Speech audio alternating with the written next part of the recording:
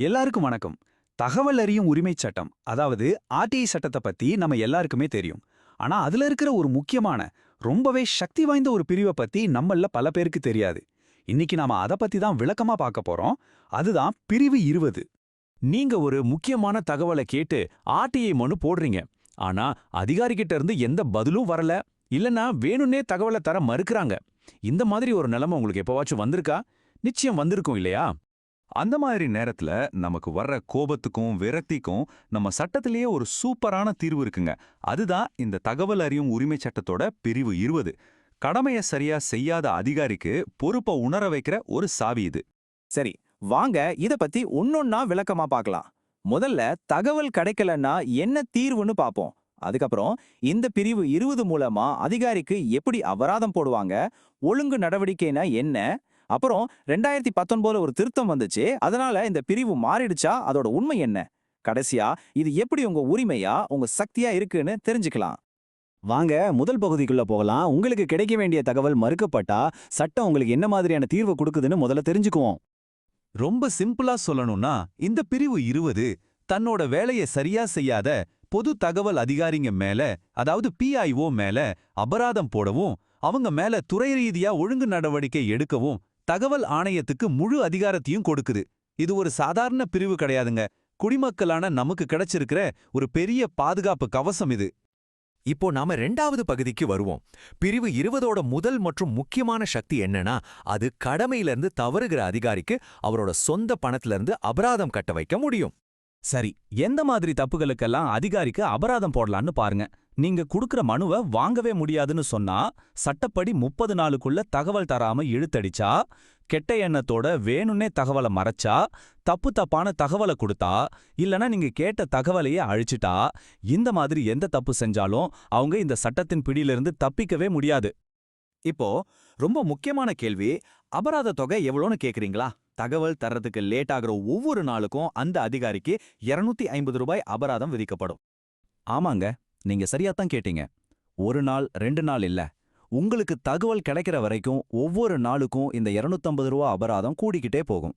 இதனால தேவையில்லாம தாமதப்படுத்துறத தடுக்க முடியும். அப்போ இந்த அபராதத்தோட அதிகபட்ச வரம்பு எவ்வளவு தெரியுமா? 25,000 ரூபாய். ஆமா, ஒரு அதிகாரிக்கு அதிகபட்சமா 25,000 ரூபாய் வரைக்கும் ஃபைன் போட சட்டத்துல இடம் இருக்கு. யோசிச்சு பாருங்க, இது அந்த அதிகாரிக்கு எவ்வளவு பெரிய நிதி நெருக்கடியை உண்டாக்கும்னு. அதனால அவங்க தன்னோட கடமையை சரியா செய்யணும்னு ஒரு பயம் வரும். அதே சமயம் நம்ம சட்டம் ரொம்ப நியாயமானது. அபராதம் போடுறதுக்கு முன்னாடி சம்மந்தப்பட்ட அதிகாரிக்கு அவரோட தரப்பு விளக்கத்தை சொல்ல ஒரு வாய்ப்பு கொடுப்பாங்க.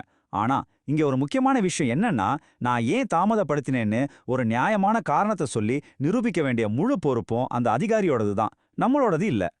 அடுத்து அபராதம் போடுறதோட மட்டும் நிக்காது, அதையும் தாண்டி ஒரு பெரிய விஷயம் இருக்கு. அதுதான் ஒழுங்கு நடவடிக்கை. இது நேரடியா அதிகாரியோட வேலையையும் அவரோட எதிர்காலத்தையும் பாதிக்கக்கூடியது.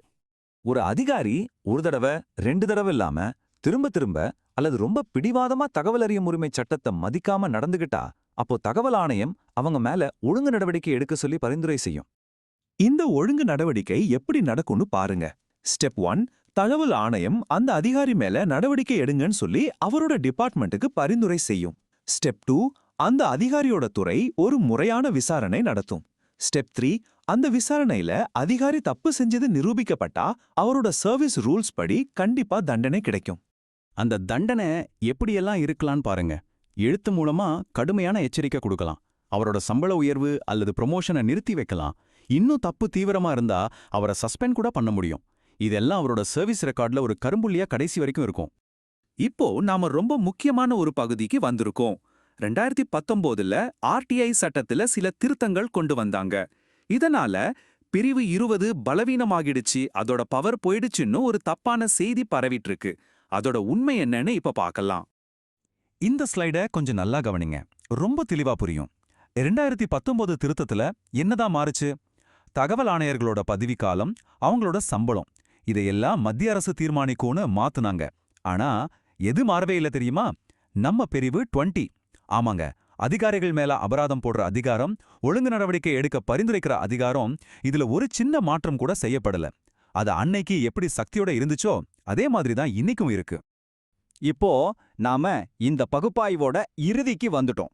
இதுவரைக்கும் நாம பார்த்த விஷயங்கள் எல்லாம் எப்படி உங்க உரிமையாகவும் உங்க சக்தியாகவும் இருக்குன்னு கடைசியா ஒரு தடவை பார்த்திடலாம். இந்த சட்டத்திலேயே அதிகாரிகளை மக்கள் கிட்ட பதில் சொல்ல வைக்கிற பொறுப்புக்கூறல்ங்கிற அம்சம் இருக்கு. அதை செயல்படுத்துற ஒரு சக்தி வாய்ந்த கருவி தான் இந்த பிரிவு 20. அந்த சக்தியை சட்டம் உங்க கையில தான் கொடுத்திருக்கு. ஒண்ணு நல்லா ஞாபகம் வச்சுக்கோங்க. தகவல் அறியும் உரிமை சட்டம் உங்க கையில இருக்கிற ஒரு சக்தி வாய்ந்த ஆயுதம். அந்த ஆயுதத்தை யாரும் மதிக்காம போகாம பாத்துக்கிற ஒரு பாதுகாவலன் தான் இந்த பிரிவு 20. அதனால இனிமேல் ஆர்டிஐ மனு போடும்போது எந்த பயமும் தயக்கமும் வேண்டாம். சட்டம் உங்க பக்கம் இருக்கு. அதை சரியா பயன்படுத்துங்க. வெற்றி நிச்சயம்.